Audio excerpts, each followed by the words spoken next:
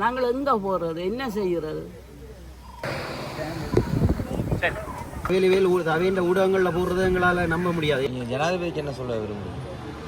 ஜனாதிபதி இருக்கிற இராணுவத்தை அதே மாதிரி இந்த கமாண்ட பங்களா இராணுவ தளபதியின் உல்லாசத்துக்கான ஒரு விடுதி.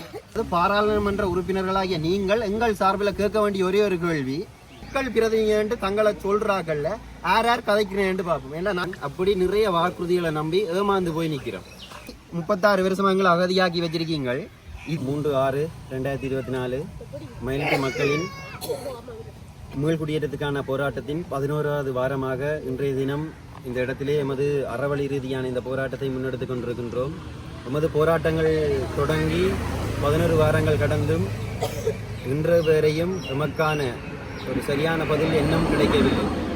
அதாவது மிகவும் விளக்கமாக சொல்லுவதென்றால், நாங்கள் இடம்பெயர்ந்து 36 வருடங்கள் நிறைவை முன்னிறுத்தி கச்சேரி முன்பாக ஒரு கவனஈர்ப்பை மேற்கொண்டு அந்த கவனஈர்ப்பின் போது மாவட்ட அரசு அதிபரிடமும் வடமாகாண ஆளுநரவரிடமும் மற்றும் அமைச்சருக்கு கடிதம் மூலமாகவும் தெரிவிச்சிருந்தோம். ஆனால் இன்று வரை இந்த போராட்டம் தொடங்கிய அந்த கச்சேரி முன்பாக நாங்கள் செய்த மாபெரும் போராட்டத்தில் இருந்து 12 வேலை நாட்கள் கடந்து விட்டது. இன்று வரைக்கும் நாங்கள் கொடுத்த மகஜருக்கான பதில் அரசு தரப்பிடமிருந்து எங்களுக்கு கிடைக்கவில்லை. குறிப்பாக ஊடகங்கள் வாயிலாக சில விஷயங்களை பார்த்து கொண்டிருந்தோம். 25ஆம் தேதி கொழும்பிலே பிரதியமைச்சரின் பாதுகாப்பு பிரதியமைச்சர் தலைமையில் காணிவிடுப்பு சம்பந்தமான கூட்டம் ஒழுங்குபடுத்தப்பட்டது. அவ்வாறான கூட்டம் ஒழுங்குபடுத்தப்பட்டிருந்தால் மக்கள் சார்பான பிரதிகள் அதில் பங்கு கொள்றதும் இல்லை. அப்போ அங்கே நடந்த ஒரு விஷயத்தை இந்த மக்கள் சம்பந்தப்பட்ட அமைப்பினருக்கு தெரியப்படுத்துறதும் இல்லை. தனியனே ஊடகம் வாயிலாக வர்றதை நாங்கள் நம்ப மாட்டோம். இப்போ மாவட்ட அரசு அதிபரோ இல்லையண்டா அமைச்சரோ அவையின் ஊடகங்களில் போடுறதை எங்களால் நம்ப முடியாது. என்ன காரணம்டா, இதே அதிகாரி மேல் தான் சித்திரைக்குள்ள காணி விடுறேன்னு சொன்னாக்களும் இந்த ஒரு கொஞ்ச நாளைக்குள்ள தெல்லிப்பள ஒருங்கிணைப்பு கூட்டத்தில் காணிக்க மாதா கோயில் காணி விடுறேன்னு முடிவெடுத்தாச்சுன்னு சொன்னதும் அவையில்லான். அப்படி நிறைய வாக்குறுதிகளை நம்பி ஏமாந்து போய் நிற்கிறோம். அதாவது ஒவ்வொரு ஆட்சி மாற்றத்தின் போதும் தொடர்ச்சியாக ஏமாற்றப்படுகின்றோமே தவிர எமது நிலங்கள் எங்களுக்கு கிடைக்கவில்லை. இன்றைய நாளில் இதில் இன்னொரு விஷயத்தை நான் பகிர்ந்து கொள்ள விரும்புகிறேன். யாழ் மாவட்டத்தை பிரதிநிதிப்படுத்தி 6 பாராளுமன்ற உறுப்பினர்கள் மக்களால் தெரிவு செய்யப்பட்டிருக்கீங்கள். அமைச்சர் தேசிய பட்டியலூடாக வந்தவர். மொத்தமாக 7 பேர் பார்லிமெண்ட்டில் வடக்க பிரதிநிதிப்படுத்தி இருக்கீங்கள். உங்கள்கிட்ட நாங்கள் ஒரே ஒரு விஷயம் இன்றைய நாளில் நான் மயிலட்டி மக்கள் சார்பில் பலாலி மக்கள் சார்பில் ஒரு விஷயத்தை கேட்க இருக்கிறேன். என்ன விஷயம்ண்டா, நாங்கள் சொல்கிற விஷயத்தை உங்களால் வருகின்ற பாராளுமன்ற அமர்வில் நாங்கள் கேட்குற கேள்வியை எங்களோட குரலாக உங்களால் அங்கே ஒலிக்க வைக்க முடியுமா? அதாவது குறிப்பாக நான் சுருக்கி கேட்கிறேன். இந்த கரையோர பிரதேசத்தில் இருக்கிற தல்சேனா ஹோட்டலில் இருந்து இந்த கமாண்ட பங்களா, பலாலி சந்தியில் இருக்கிற பொது இடத்துக்காக விட்டுருக்க இடத்துக்கு பக்கத்தில் இருக்கிற கடை, அதுக்கு அங்கால இருக்கிற ஏர்ஃபோர்ஸ் ஹோட்டல், ஏர்ஃபோர்ஸ் தளபதியின் ஒரு உல்லாச விடுதி, அதே மாதிரி இந்த கமாண்ட பங்களா இராணுவ தளபதியின் உல்லாசத்துக்கான ஒரு விடுதி. நாங்கள் இருக்கிறேன் இவ்வளவு பிரதேசம் குறிப்பான இந்த பொன்னால பெருத்திர வீதிக்கு வடக்கு பக்கமாக இருக்கிற பகுதியை இப்போதைக்கு கேட்குறேன். உயர் பாதுகாப்பு வலயம்னு சொல்லி நீங்கள் கையகப்படுத்தின இந்த காணியில் மேற்கொள்கிற நடவடிக்கை என்ன? அரசு தேவை கண்டும் அபிவிருத்தி கண்டும் சொல்லி 36 வருஷமாக அகதியாக்கி வச்சிருக்கீங்கள். இதில் தல்சேனா ஹோட்டல் வருமானம் ஈட்டுற ஒரு செயற்பாடு தான் செய்து கொண்டிருக்கு. இராணுவம் டூரிஸ்ட் ஹோட்டல் சாப்பாடு பல்வேறுபட்ட நடவடிக்கையை மேற்கொள்ளுது. அதே மாதிரி இந்த கமாண்ட பங்களா தனி ஒரு இராணுவ தளபதிக்கு ஒரு 4 மாதத்துக்கு 5 மாதத்துக்கு ஒருக்கா ஒரு ஆள் வந்துட்டு போகிறார். கடைசியாக ஜனாதிபதி அனுரகுமார திசாநாயக்கா கூடி உட்கார்ந்துட்டு போயிட்டார். எங்கட ஒரு கவலைக்குரிய விடயம், அவர் அறிஞ்சிட்டு இங்கே தங்கினோன்னையாவது இதால் நடந்து போய் அந்த காணியை விடுவாரண்டு எதிர்பார்த்தினாங்க. அதுவும் இல்லை. தனியானே ஒரு இராணுவ தளபதியின் உல்லாசத்துக்காக 150 குடும்பம் இன்றைக்கு நடுத்தருவில் நிற்கிது. பலாலி சந்தியில் கடை, அதாவது பலாலி மக்கள் 36வது ஆண்டு நிறைவை ஒட்டி அந்த இடத்துல போராட்டம் செய்த போது கடை வந்து ஒரு சின்ன ஒரு தகரத்தால் அடைக்கப்பட்டு ஒரு சிறிய ஒரு கடையாக இருந்தது. இன்றைக்கு 3 வாரம் போகையில் இன்றைக்கு அந்த இடத்துல போய் பார்த்தீங்கன்னா தெரியும் அந்த கடை எவ்வாறு வளர்க்கப்பட்டிருக்கு.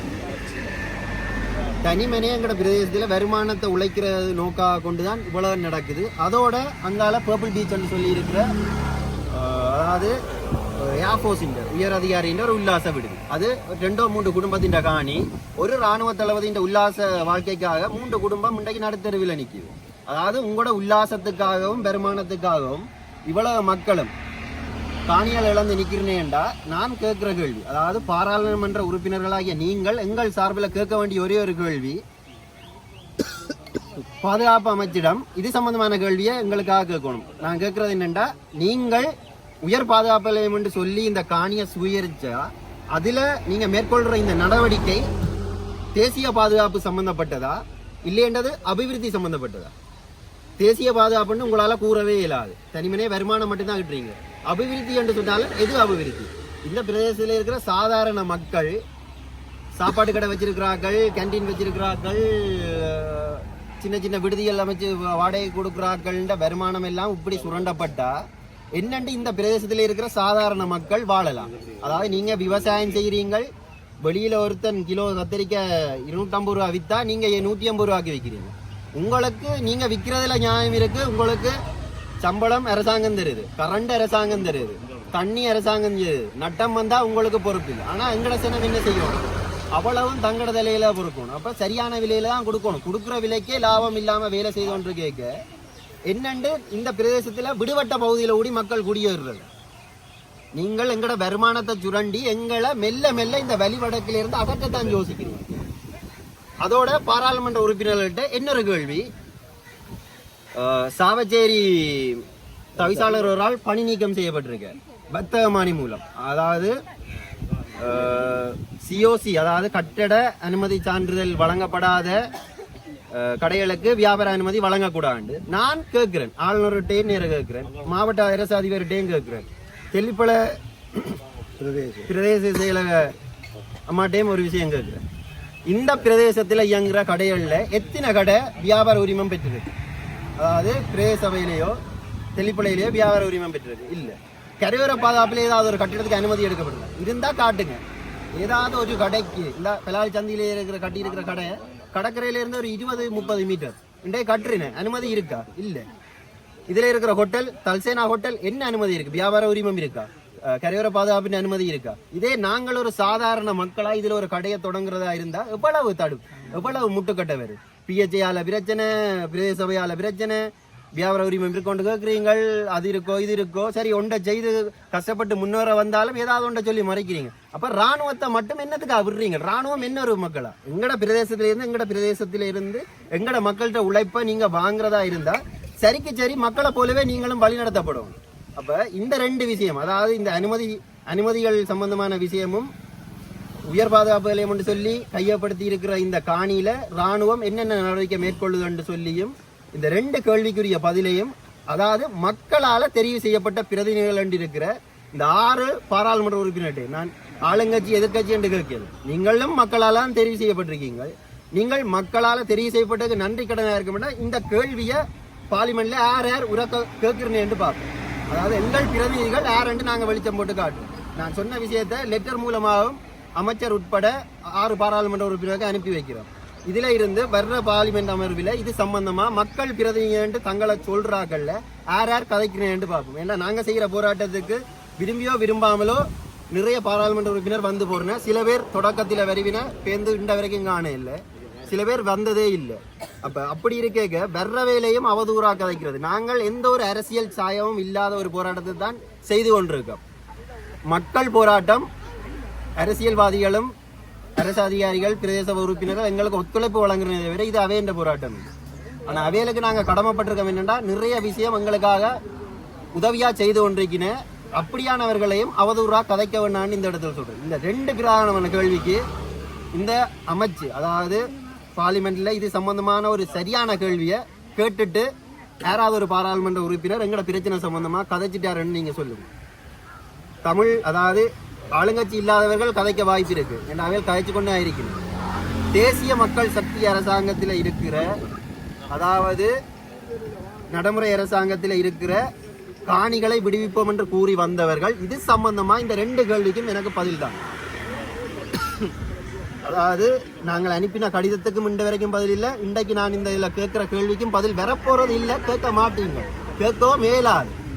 இந்த 2 கேள்விக்கும் பதில் வந்தால் மிச்சத்தை இதில் முன்னேற்றத்தை பார்ப்போம். நாங்கள் செய்கிற இந்த அறவழி போராட்டம் நியாயமானதுண்டு நம்பலாம். ஆனால் எங்களோட போராட்ட வடிவத்தை நாங்கள் இனி மாற்ற வேண்டிய ஒரு தேவை இருக்குது. தனிமனே 100 நாள் செய்தாலும் இதே இடத்துல இருந்து இப்படியே செய்துட்டு போங்கொண்டு விட்டுட்டு இருக்கிறது தான் அரசாங்கமும் அரசு அதிகாரிகளும். இப்போ நாங்கள் இனி உங்களுக்கு கரைச்சல் தர்ற அளவுக்கு நகர வேண்டிய ஒரு தேவையில வந்திருக்கோம். இன்னொரு 5 வருஷத்துக்கு எங்களோட காணி விடாட்டி எங்களோட காணியில் இருக்கிற அந்த இவ்வளோ வயசு போனாக்கள் அந்த 5 வருஷத்துல எவ்வளவு இயலாக போய் அதுக்கப்புறம் யாருக்கு காணி விடப்படும்?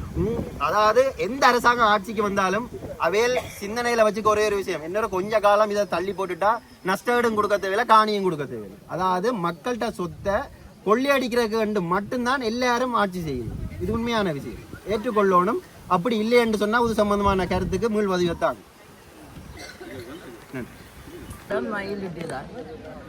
இப்போ நாங்கள் 90ஆம் ஆண்டில் இருந்து இப்படியே ஒவ்வொரு இடமா அலைஞ்சடைஞ்சு நாங்கள் இங்கே இருந்து கொக்கணம் முல்லைத்தீவு காண போய் திரும்பவும் வந்து இப்போ இங்கே தஞ்சம் கொண்டு ஒவ்வொரு இடமா எழும்புண்டு ஒவ்வொரு இடமா அலைஞ்சு கொண்டே இருக்கிறோம்.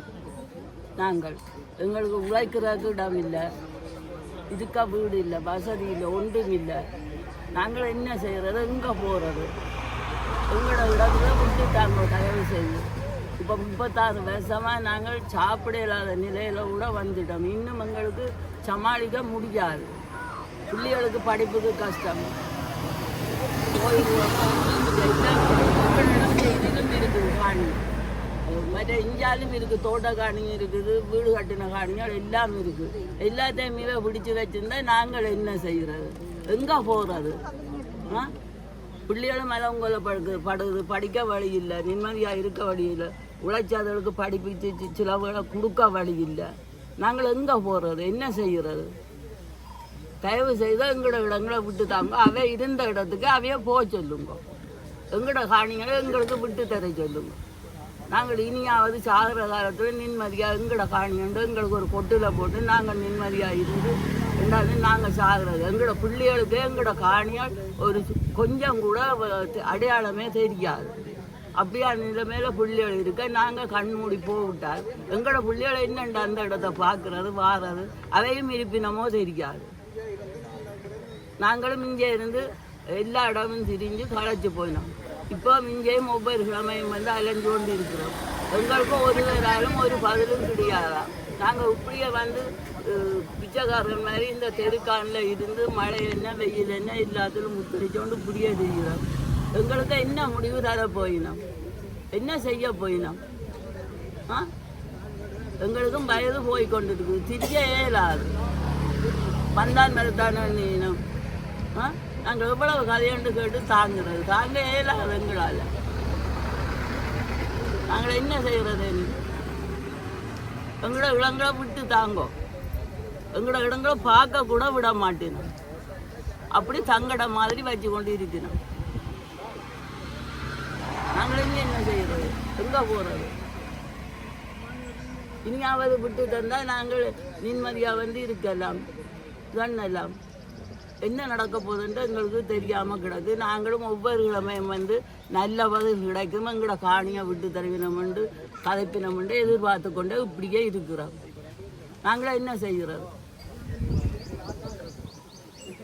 நீங்களும் எங்கள்கிட்ட பேட்டி எடுத்த ஒவ்வொரு கிழமையாக கொண்டு கொடுக்குறீங்க. ஆனால் உங்களாலும் எங்களுக்கு ஒரு சந்தோஷமான பதில் வராதாம். அங்கே கிடைச்சா தானே உங்களுக்கும் வரும்.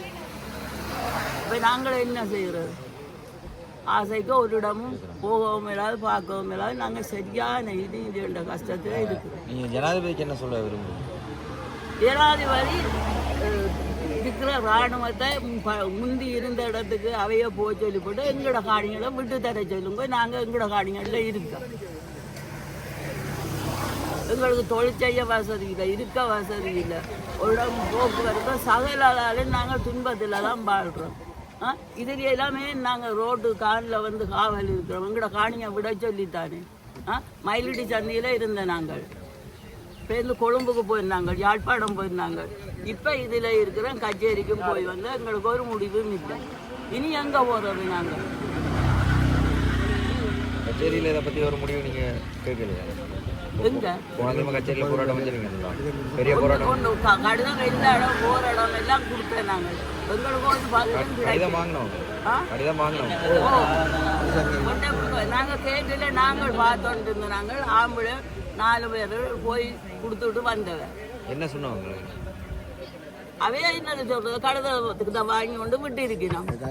அங்கே இருந்து அவர் எங்களுக்கு பதில் அனுப்புவார். இவே சொல்லி வேணும்னு தான் எதிர்பார்க்கிறோம். ஒரு பதிலும் இல்லை. அப்ப நாங்கள் என்ன செய்யறது? போட் போட சொல்லினா போட் போட்டோன்னா அவைக்கு கதிரை கிடைச்சோன்னா அவை போய் குந்தி இருந்து தாங்கள் குசியா இருக்கணும். இங்கே தெரு பொறுக்கியல் மாதிரி திரிகிறார்கள், அனுபவிக்கிறார்கள். நாங்கள் எங்களுக்கு இது தேவையோ?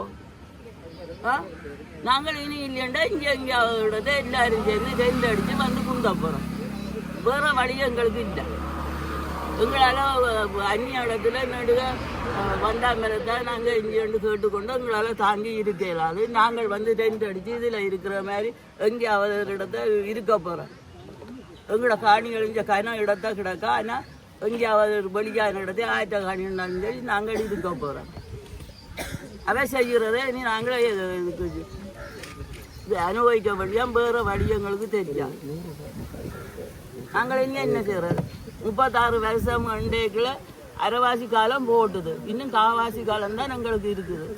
அதுக்குள்ளே விட்டால் தானே நாங்களும் எங்களோட புள்ள ஊட்டிகளுக்கு காட்டி நாங்களும் இருந்து நிம்மதியாக சாகலாம். அந்த புள்ள ஊட்டிகளாவது நிம்மதியாக இருந்து அவைகளும் தங்களோட குடும்பங்களை கொண்டு இழுத்து சமாளிப்பினோம், பார்ப்பினோம்.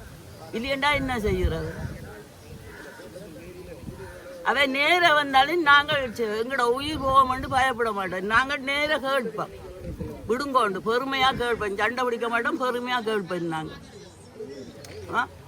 இதால் விரைக்கிறன்னிலும் எங்களுக்கு ரெண்டோட்டு வந்திருந்தால் நாங்கள் நேராக கலைச்சிருப்போம். அவைக்கு தமிழ் தைரியம் கொஞ்சம் உண்டாலும் அவை காட்டு தராமல் சிங்கள தாரியை கலைச்சி கொண்டு போவினோம். நாங்கள் கேட்டிருப்போம் கண்ட. ஆனால் அவை பேசாமல் போயினோம். தங்களோட மக்களுக்கு செய்யணும் தானே. அங்கே கேட்ட உடனே காணியை விட்டு கொடுக்குறோம், வீடு கட்டி கொடுக்குறோம், உத்தியோகத்துக்கு வேலை போட்டு கொடுக்குறோம், எல்லாம் செய்யணும் தானே. ஏன் எங்களை மட்டும் ஒதுக்கி வச்சிருக்கணும்? நாங்கள் உயிர் இல்லையோ? எங்களுக்கு உயிர் இல்லையோ? இல்லை நாங்கள் மக்கள் இல்லையோ? இனியாவது மனமிறங்கி இந்த வருஷம் முடிகிறதுக்கு இடையிலேயாவது எங்களிடத்தை விட்டு தந்தா இந்த தைப்புற போடியாவது நாங்கள் வந்து ஒரு கோட்டில் போட்டாவது எங்களோட புள்ளிகளோட சந்தோஷமாக நாங்கள் இருப்போம். தயவு செய்து விட்டு தாருங்கோ. அதைத்தான் நாங்கள் கேட்போம். நடுக திருப்பி விசார் வைத்தியம் மாதிரி நாங்கள் இதையே எல்லாரும் கேட்டு கரைச்சு எங்களோட உடம்பு கட்டு இன்னி நோயாளியாகி கெரியா சாகிற கட்டத்தில் தான் நாங்கள் வந்து கொண்டு இருக்கிறோம். தயவு செய்து விட்டு தர சொல்லுங்க கெரியா.